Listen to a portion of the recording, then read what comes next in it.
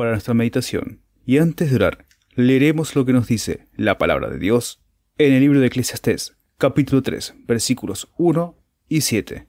Todo tiene su tiempo, y todo lo que se quiere debajo del cielo tiene su hora, tiempo de callar y tiempo de hablar. Teniendo en cuenta este versículo, oremos para pedir sabiduría de lo alto, para poder comprender la lección que estudiaremos este sábado. Oremos.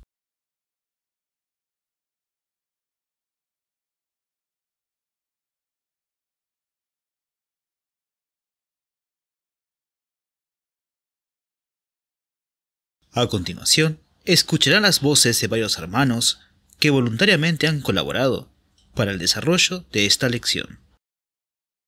La lección que estudiaremos este sábado se titula Cuando Jesús ordenó silencio. El versículo áureo que leímos antes de orar y que se encontraba en el libro de Eclesiastés, capítulo 3, versículos 1 y 7, nos decía: todo tiene su tiempo, y todo lo que se quiere debajo del cielo tiene su hora, tiempo de callar y tiempo de hablar.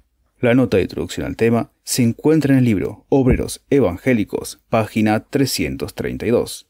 El Salvador no iba nunca a los extremos, nunca perdió el dominio propio, nunca violó las leyes del buen gusto. Él sabía cuándo debía hablar y cuándo debía guardar silencio. Entremos de lleno a la lección de este sábado y estemos atentos a todas las enseñanzas que podamos extraer de esta historia relatada en la Biblia. Muy buenos días y feliz sábado, apreciados hermanos.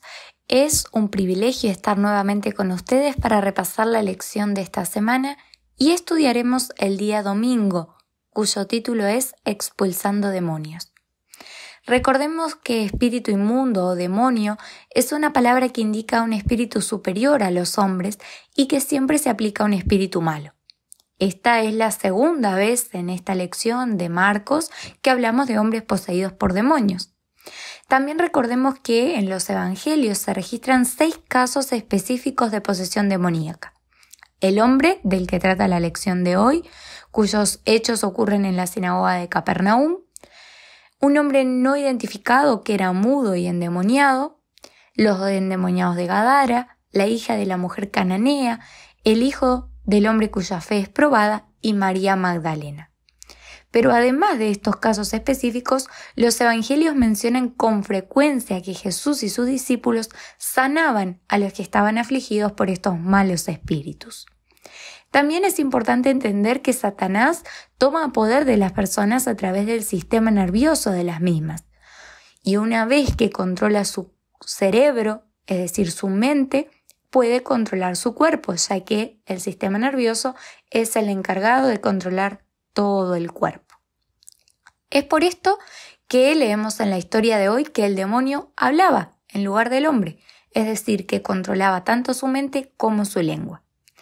La primera pregunta, que es la pregunta A, nos dice: ¿qué ordenó Jesús a los espíritus inmundos? ¿Y qué reveló esto sobre su autoridad? Leemos en los versículos que dice: y había en la sinagoga de ellos un hombre con espíritu inmundo, el cual dio voces diciendo: déjanos, ¿qué tenemos que ver contigo, Jesús Nazareno? ¿Has venido para destruirnos? Sé quién eres, el Santo de Dios. Y Jesús le respondió diciendo: enmudece y sal de él. Y el espíritu inmundo, sacudiéndole con violencia y clamando a gran voz, salió de él. Y todos estaban maravillados, de tal manera que se preguntaban: ¿qué nueva doctrina es esta que con autoridad manda a los espíritus inmundos y le obedecen? La nota nos dice que Jesús estaba en la sinagoga predicando y que cuando aconteció esto, la atención se desvió de Cristo y la gente ya no oyó sus palabras. Este era el propósito de Satanás al conducir a su víctima a la sinagoga. Entonces, el hecho que acabamos de leer ocurre cuando Jesús estaba en la sinagoga, hablando de su misión de liberar a los que eran esclavos del pecado y de Satanás. Los presentes estaban escuchando con atención el mensaje que daba Jesús, y de esa forma el enemigo quiso desviar la atención de la gente a la verdad que estaba entrando en los corazones. Entonces, atención a esto. El enemigo no quiere que llegue el mensaje de salvación a las personas y hoy hace la misma obra. Nos dice el conflicto de los siglos que la gran controversia entre Cristo y Satanás, sostenida desde hace cerca de 6.000 años, está por terminar, y Satanás redobla sus esfuerzos para sujetar las almas en sus lazos. Dice además que cuando él ve al ministro de Dios escudriñando las Escrituras para hacer su predicación, toma nota del tema que va a ser presentado a la congregación y hace uso de toda su astucia y pericia para arreglar las cosas de tal modo que el mensaje de vida no llegue a aquellos a quienes está dedicado específicamente y a quienes necesitan justo del punto que se va a tratar. Dice que hará que la persona que más necesite la admonición se vea apurada por algún negocio o impedida por algún otro motivo de oír las palabras de vida, que hubiesen sido su salvación. Entonces, apreciados hermanos, no dejemos que el enemigo nos robe la semilla del Evangelio y nos distraiga de la palabra del Salvador. Algo también que es importante destacar es que Jesús reprendió al demonio porque éste le decía Mesías o Santo de Dios. Y recordemos que en aquel momento Jesús no quería exponer públicamente su ministerio porque esto iba a despertar prejuicios contra él y porque también podía interpretarse, ¿verdad?, sabiendo el contexto en cómo era considerado el Mesías como un político, ¿verdad?, un libertador. Esto habría enceguecido a la gente en cuanto a la verdadera naturaleza de la misión de Jesús y le hubiera dado a las autoridades un pretexto para poner fin a sus actividades. Por último, también vemos que la autoridad de Jesús era superior a todos, al diablo y a sus agentes. Y esto debe reconfortarnos, porque Jesús puede librarnos de todos aquellos demonios que tenemos aún. El odio, los celos, la envidia, la ira, la glotonería, la sensualidad y muchos más. Por último, la pregunta B nos dice: ¿cómo demostró Jesús que no quería estar asociado con los demonios de ninguna manera? Dice Lucas 4:41, y los espíritus inmundos al verle se postraban delante de él y daban voces diciendo: tú eres el Hijo de Dios. Mas él les reprendía mucho que no le diesen a conocer. Esto nos hace ver que Jesús no quería que la gente interpretara la existencia de un vínculo entre su obra y la obra de los demonios. Sabemos que no existe comunión entre la luz y las tinieblas, entre Dios y Satanás. Pero muchas veces los fariseos querían incitar al pueblo a creer esto. Decían: demonio tiene, ¿para qué le oís? Echa fuera los demonios por Belcebú, príncipe de los demonios. Entonces todas estas declaraciones eran incitadas por Satanás, el cual dice que es un obrero astuto que introducirá engaños sutiles para confundir las mentes y así evitar que las doctrinas de salvación sean esparcidas. Apreciados hermanos, en el tiempo del fin el enemigo también tratará de confundir la verdad con el error de muchas maneras, incluso haciendo milagros mentirosos. Dice el espíritu de profecía que el último gran engaño se desplegará pronto ante nosotros y que el anticristo, dice, realizará frente a nuestros ojos obras maravillosas. Dice además que la falsificación se asemejará tanto a la realidad que será imposible distinguirlas sin el auxilio de las Santas Escrituras. Por lo tanto, oremos y estudiemos la palabra de Dios y pidamos cada día que Jesús, con su gran poder y autoridad, pueda ser nuestra protección. Es mi deseo y oración para todos ustedes. Amén. Muy feliz sábado, hermanos. Vamos a estudiar el tópico 2 perteneciente al día 16 de noviembre, cuyo subtítulo es Una orden para algunos que fueron sanados. La pregunta A nos dice: ¿cómo reaccionó Jesús ante un hombre con lepra y qué le dijo al hombre después de curarlo? Veamos qué nos dice el Evangelio de Marcos, capítulo 1, versículos 40 al 44. Y un leproso vino a él, rogándole, y arrodillado le decía: si quieres puedes limpiarme. Y Jesús, teniendo misericordia de él, extendió su mano y le tocó y le dice: quiero, sé limpio. Y así que hubo él hablado, la lepra se fue luego de aquel, y fue limpio. Entonces le llamó la atención y le despidió luego, y le dijo: mira, no digas a nadie nada, sino ve, muéstrate al sacerdote, y ofrece por tu limpieza lo que Moisés mandó, para testimonio a ellos. ¿Por qué le dijo esto? Si los sacerdotes se hubieran enterado de cómo se produjo la curación del leproso, podrían haberse dejado inducir por el odio que profesaban a Cristo. Al punto de dar una sentencia injusta, Jesús deseaba obtener una decisión imparcial.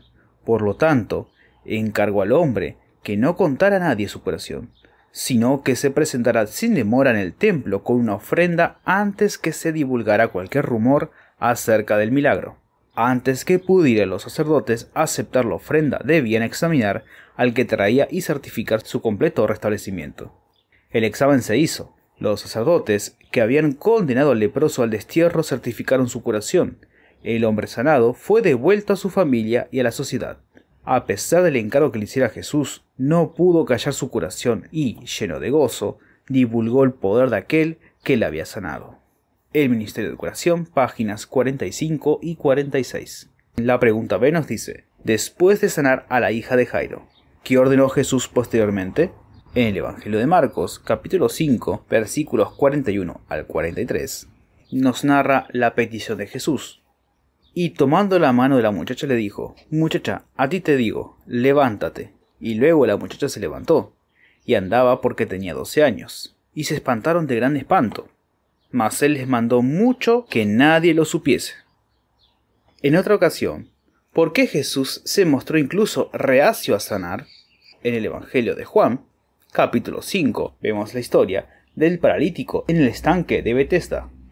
Cristo anhelaba ejercer su poder curativo y sanar a todos los que sufrían, pero era sábado. Multitudes iban al templo para adorar, y él sabía que un acto de curación tal excitaría de tal manera el prejuicio de los judíos que abreviaría su obra. Vemos que lo que buscaba Jesús era ayudar a las personas, llevarla al amor de Dios. Pero Satanás, como vimos en la pregunta del domingo, estaba preparando a todas sus huestes para obstaculizar todo el ministerio de Jesús. De tal manera que los líderes judíos, que estaban sometidos al poder del enemigo, podían intervenir de una manera muy negativa en la obra de Jesús. Como nos dice el Ministerio de Curación, página 54, podrían abreviar el tiempo de su obra. La pregunta C nos dice: después que Jesús sanó al sordomudo, ¿qué pidió y cuál fue el resultado? Vemos el milagro en el Evangelio de Marcos, capítulo 7, versículos 31 y 36, y le traen un sordo y tartamudo, y le ruega que le pongan la mano encima. Y tomando la parte de la gente, metió sus dedos en las orejas de él y escupiendo tocó su lengua. Y mirando al cielo, gimió y le dijo: Efata, que es decir, sé abierto. Y luego fueron abiertos sus oídos, y fue desatada la ligadura de su lengua, y hablaba bien. Y les mandó que no le dijesen a nadie, pero cuanto más le mandaba, tanto más y más lo divulgaban. Mirando al cielo, Jesús suspiró al pensar en los oídos que no querían abrirse la verdad, en las lenguas que se negaban a reconocer al Redentor.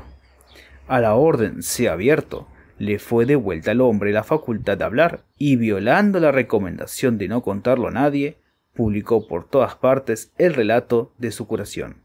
El deseo de todas las gentes, páginas 371.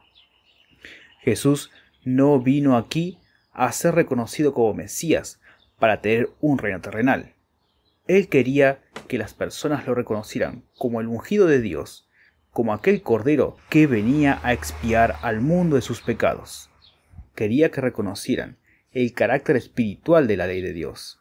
Querían que reconocieran el amor y el carácter sagrado de Dios.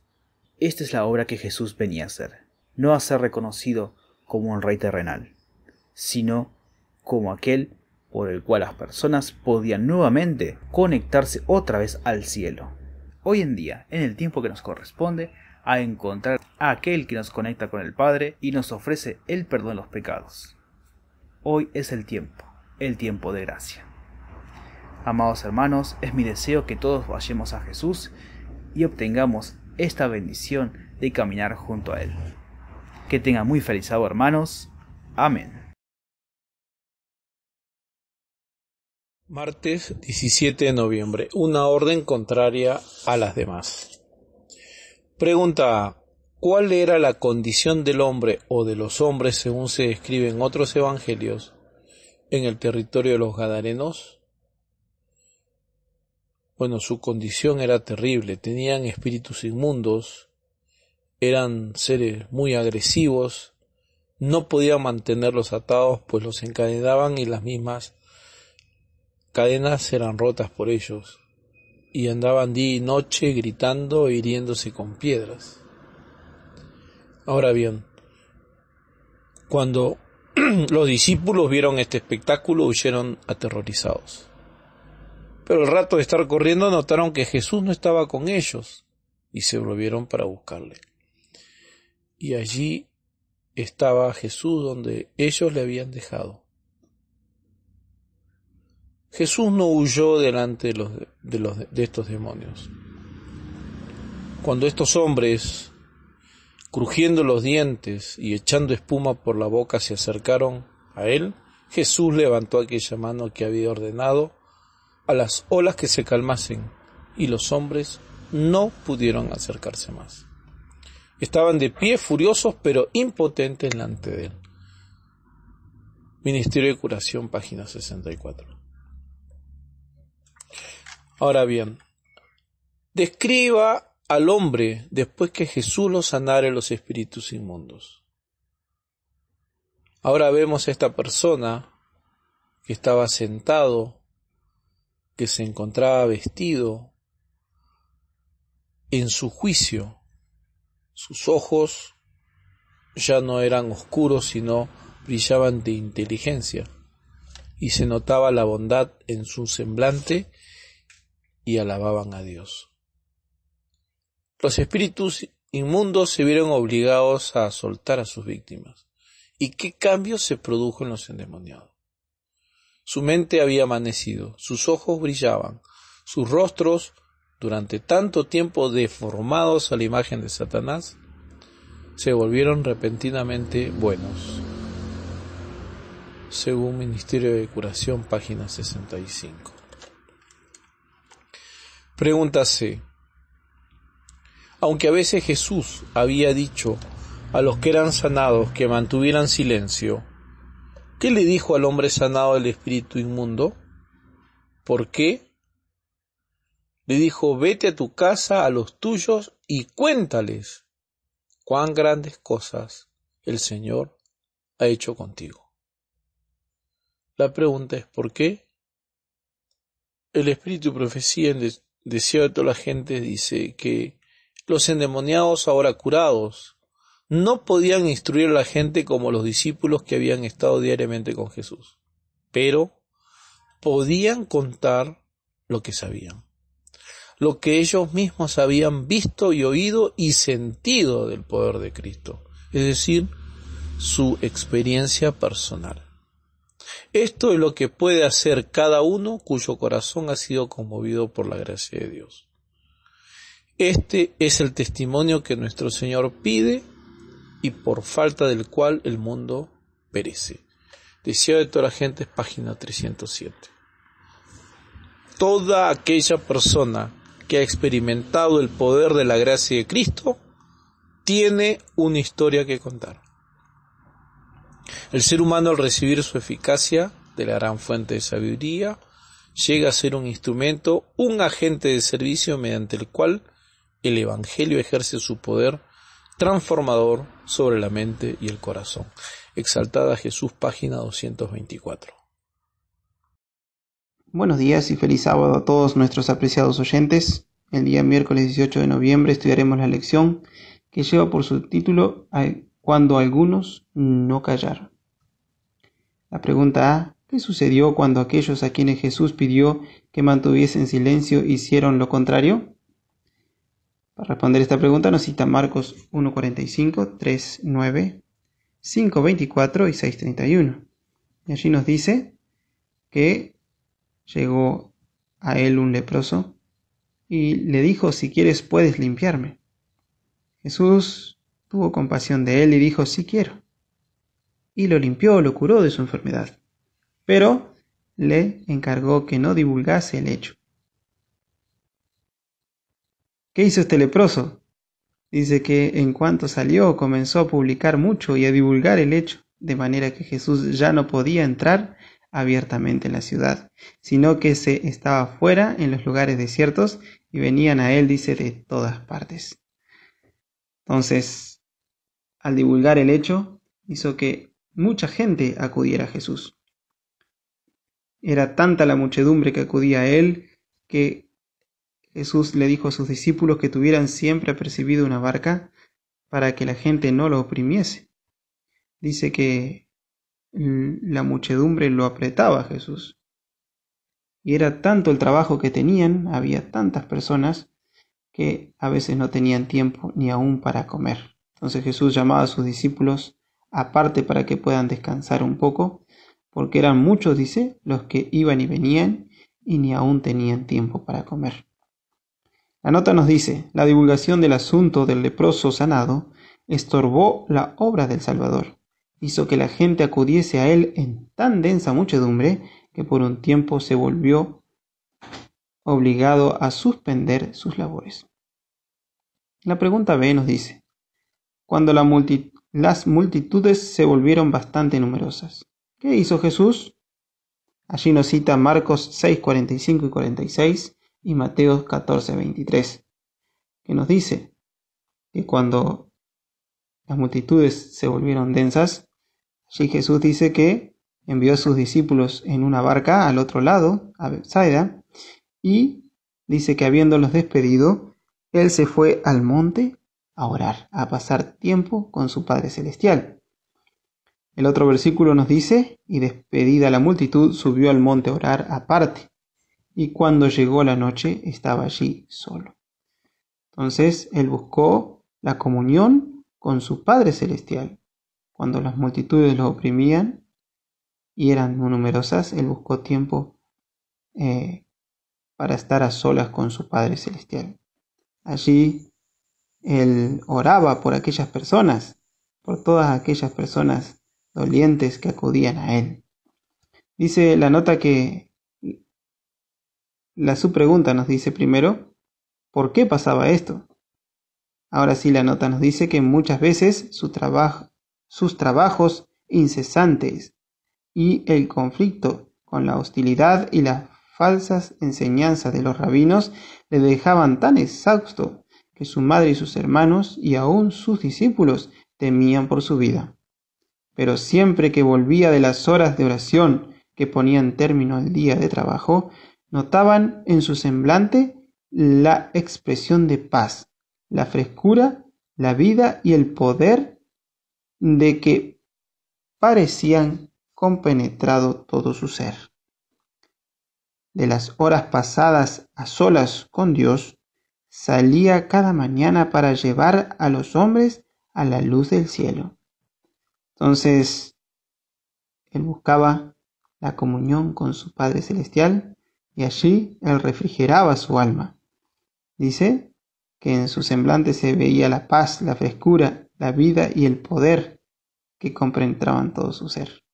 Él tomaba de allí de su Padre, tomaba nuevas fuerzas, renovaba su espíritu al estar en comunión con su Padre Celestial, ¿no? La pregunta C nos dice, ¿por qué otra razón Jesús a veces no quería que su fama se divulgara en todas partes? ¿Por qué otra razón Jesús no quería entonces que su fama se divulgara por todas partes? Nos dice la pregunta C. Y nos cita Juan 7, 6 y el 30 y el 8, 20. Y allí nos dice, entonces Jesús le dijo, mi tiempo aún no ha venido, mas vuestro tiempo siempre está presto. Entonces la hora de Jesús no había llegado todavía y entonces por esto él no quería que se divulgara tanto su fama, ¿no? Y en la ocasión, dice, de las cabañas, nos dice la nota, de la fiesta de las cabañas, él fue secretamente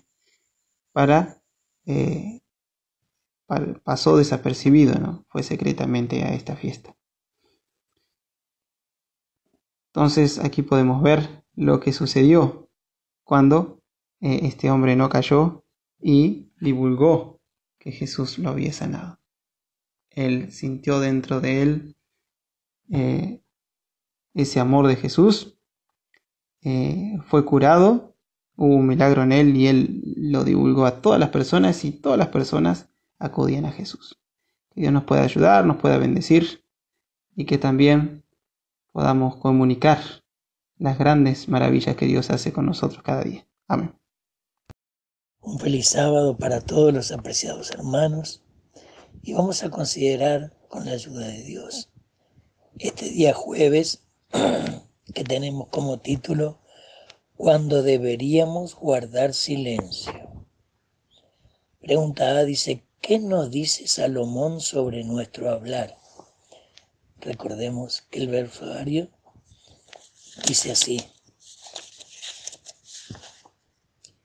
todo tiene su tiempo y todo lo que se quiere debajo del cielo tiene su hora. Tiempo de callar y tiempo de hablar. ¿Cómo ejemplificó Cristo este concepto y cómo podemos hacer lo mismo? Gran enseñanza hay aquí, hermanos, en esta declaración del espíritu de profecía. Fíjense cuántas veces pronuncia la palabra nunca, cosa que deberíamos tener en cuenta. Cristo nunca erró en su juicio de los hombres y de la verdad. Nunca fue engañado por las apariencias. Nunca levantó una pregunta que no fuera claramente apropiada.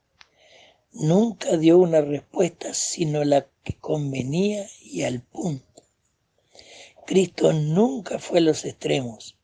Nunca perdió el dominio propio ni el equilibrio mental por la excitación. Nunca violó la ley del buen gusto y del discernimiento, cuando hablar y cuando guardar silencio. Qué cosa interesante.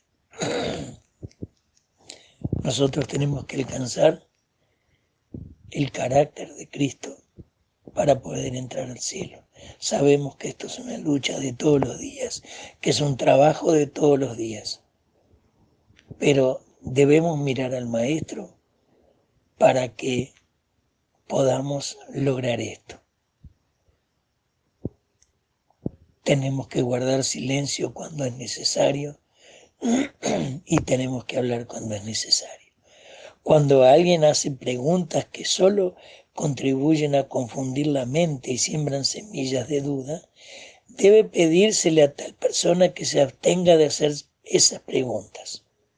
Debemos aprender cuándo hablar y cuándo callar, aprender a sembrar la semilla de la fe, a impartir luz, no tinieblas. Interesante, hermanos, a algunos de ustedes les habrá pasado, muchas veces conocemos, no lo voy a nombrar, algún pastor o algún obrero que cuando uno hace una pregunta que no es conveniente, a veces hacen silencio y lo dejan para otro momento. Y nos hemos preguntado, ¿por qué no me contestó? Y con el tiempo tenemos la respuesta.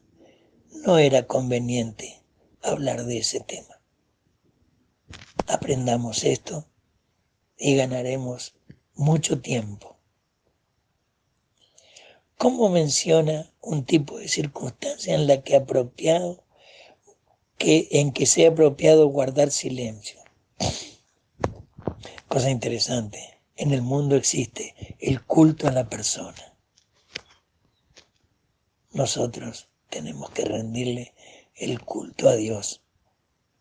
Nosotros tenemos que alabar a Dios.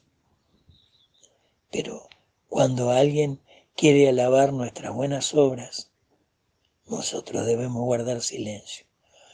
Nosotros no debemos hablar de nosotros, de las cosas que hacemos. Jesús nos enseñó muchas cosas muy interesantes. Una de ellas que nos enseña, es una lección muy grande, dice, no sepa tu mano izquierda lo que hace tu mano derecha. Cuando nosotros nos ocultamos en Jesús, estamos ganando muchísimo tiempo. Alábete el extraño y no tú mismo. La abnegación es guardar silencio y dejar que otros labios nos alaben, cuando podríamos alabarnos nosotros mismos. Negarnos a nosotros mismos es hacer bien a otros cuando nuestra inclinación nos induciría a servirnos y agradarnos a nosotros mismos. Debemos luchar por agradar a Dios, porque Él dará recompensas. La pregunta C dice, ¿cómo ejemplificó Jesús este principio en su propia vida como Hijo del Hombre? Jesús buscaba la gloria de Dios para que nosotros comprendiéramos que Él vino del Padre. Él llamaba la atención hacia el Padre. Entonces, nosotros escuchando que Él nos habla del Padre, creemos en Él. ¿Por qué? Porque Dios lo envió. De esta forma, muchas veces, cuando alguien ponga una pregunta capciosa o quiera encerrarnos en hablar cosas que no debemos, que no es importante, que no es edificante, que no nos hace bien a nuestra vida espiritual, debemos callar. Cuando tenemos la oportunidad de glorificar al Maestro, al Padre, hablar del Espíritu Santo, hablar de la obra, hablar de lo que ha hecho en nosotros y lo que puede hacer en aquel que escucha la palabra de Dios, allí no debemos callar. Apreciados hermanos, que en este sábado tengamos ese deseo, que el Espíritu Santo nos ayude a comprender la importancia del tiempo en el que debemos hablar y en el que debemos callar. La importancia de servir a Dios y no a nosotros mismos. Que el Señor nos ayude para esto. Es mi deseo y oración. Amén. Un muy feliz Santo Sábado para cada uno. Dios los bendiga. En esta oportunidad haremos un resumen entonces de lo que fue nuestra lección número 8, titulada Cuando Jesús ordenó silencio. Todo tiene su tiempo y todo lo que se quiere debajo del cielo tiene su hora. Tiempo de callar y tiempo de hablar. Esto nos decía Eclesiastés capítulo 3, versículo 1 y el versículo 7, la última parte. El Salvador no iba nunca a los extremos, nunca perdió el dominio propio, nunca violó las leyes del buen gusto. Él sabía cuándo debía hablar y cuándo debía guardar silencio. El tópico del domingo llevaba como título Expulsando demonios. En este tópico entendimos los demonios que atormentaban a seres humanos conocían a Jesús y buscaban interrumpir su ministerio. Por esto Jesús les ordenaba guardar silencio cuando los expulsaba.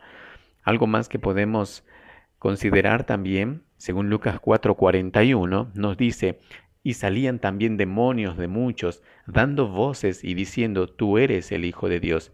Mas riñendo no les dejaba hablar porque sabían que Él era el Cristo. Cuando los demonios hablaban y nombraban a Jesús y lo identificaban como el Hijo de Dios, ellos no mentían en sus palabras, pero sus propósitos eran otros. Con esto despertaba en la mente de las personas el prejuicio de que seguramente ellos estaban asociados. Entonces, esta era otra forma también de cómo ellos querían estorbarles la obra que Cristo vino a hacer. Por eso Jesús los dejaba, los hacía silenciar y los hacía ir, los echaba, ¿no? Los expulsaba. Qué importante entonces es comprender este objetivo de parte de Jesús. ¿Por qué? Porque el enemigo siempre está atento para querer estorbar la obra que se puede hacer en un corazón irregenerado. En el tópico del lunes, una orden para algunos que fueron sanados. Vimos aquí algunos casos de un hombre con lepra, ¿no? Que el Señor quiso curarlo, lo curó. Después vimos la hija de Jairo también, que el Señor también le devolvió la salud. El caso del sordomudo. ¿Qué aprendimos de estos casos? Bueno, para algunos que fueron sanados e incluso que palparon la resurrección, se les dio la orden de callar lo que vieron, para evitar que los fariseos dieran una interpretación equivocada de los hechos. Entonces, esto es muy importante. Cuando nos habla el testimonio, Cristo anhelaba ejercer su poder curativo y sanar a todos los que sufrían, ¿no? A veces era sábado y multitudes iban al templo para adorar, y él sabía que un acto de curación tal excitaría de tal manera el prejuicio de los judíos que abreviaría su obra. Esta obra de bien que Jesús hacía tristemente era mal interpretada por aquellos que cuando Jesús vino debían haberlo estado esperando y también debían estar dando un apoyo, un soporte al ministerio que Cristo vino a realizar, pero no. Aquellos que debían estar del lado del Maestro se habían convertido en sus adversarios y además no solamente sus adversarios, sino que estorbaban su obra y buscaban su vida. Bien, en el tópico del día martes, una orden contraria a las demás. Entonces vemos la situación en este tópico, nos dice así: una diferencia notable a los casos anteriores fue el del endemoniado gadareno. A él Jesús le ordenó ir a sus familiares y contarles todo lo que había experimentado del poder de Dios. Bien, hablando un poco de la experiencia de este hombre, los espíritus malos se vieron obligados a soltar sus víctimas, y qué cambio admirable se produjo en los endemoniados, ¿no? Había amanecido en sus mentes, sus ojos brillaban de inteligencia, sus rostros durante tanto tiempo deformados a la imagen de Satanás se volvieron repentinamente benignos. Se aquietaron las manos manchadas de sangre y los hombres elevaron alegremente sus voces en alabanza a Dios. Entonces estos hombres habían visto, oído y experimentado el poder de Dios en ellos. Bien, este es el testimonio que nosotros también necesitamos dar en el día de hoy, ¿no? Que nuestro Señor pide que hagamos. Y por falta de estos testimonios es que tristemente el mundo perece. Esto es lo que nos enseña también la lección. El tópico del día miércoles, cuando algunos no se callaron, dice así, ¿no? Algunos que recibieron la orden de callar no lo hicieron, y esto trajo complicaciones al ministerio de Jesús. Cuando las multitudes se aglomeraban, Jesús buscaba tener tiempo a solas para orar y renovar sus fuerzas. Entonces, considerando con el tópico del jueves, cuando deberíamos guardar silencio, nos dice también, ¿no? Bien, la Biblia nos recomienda aprender a guardar silencio, especialmente en cuanto a alabarnos a nosotros mismos, pues nuestra voz debe elevarse para alabar a Dios. Si hacemos una comparación en la vida del ministerio de Jesús, Jesús prefería pasar desapercibido. En cambio, en comparación con los sacerdotes, a ellos les gustaba estar en las muchedumbres, donde había mucho agasajo, muchas personas, donde ellos se vieran alabados a sí mismos, ¿no? Aprendamos entonces con la gracia de Dios. El Señor nos invita a ser abnegados. Esto es parte también del crecimiento y la perfección del carácter. Dios les bendiga.